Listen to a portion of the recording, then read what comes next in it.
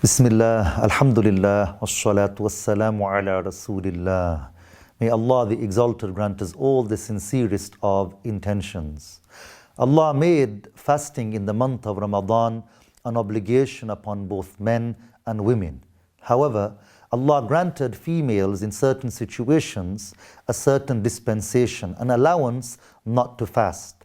And that is the case of the female who is pregnant or the one that is breastfeeding.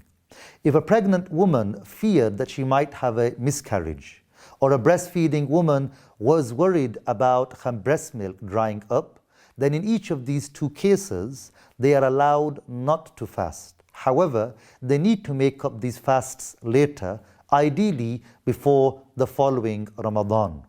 Now, if a woman was afraid, not just about her own health, but also about the health of her baby, then in this situation, no expiation is due. But according to some scholars, such as the Shafi'is, if she fears only for the safety of her unborn child or her breastfeeding child, then she has to fulfill an expiation, which means to give a certain amount of food to the deserving people. Thereafter, a woman who is in a state of menses, i.e., she is in a state in which she is bleeding as part of her regular monthly cycle, or a female who is in a state of postpartum bleeding, i.e., a state of nifaas, the bleeding that occurs after a woman has given birth. In each of these two situations, this woman is not allowed to fast. It's not an obligation upon them to fast, but moreover, actually, it's not even valid for them to fast. Although, if either of them was to decide to avoid eating and drinking during the day, not with the intention of fasting, but just to avoid eating and drinking, then this would be permissible.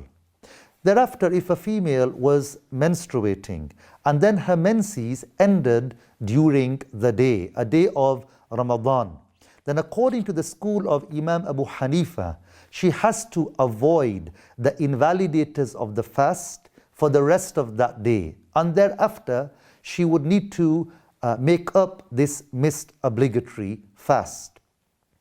As for in the school of Imam Shafi'i, if her menses finished during the day, then she is allowed to eat and drink.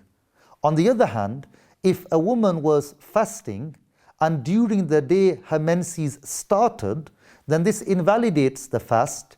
And according to the schools of Imam Abu Hanifa and the school of Imam Shafi'i, she is allowed to eat and drink and engage in any of the other things that ordinarily she would not be allowed to do if she was fasting.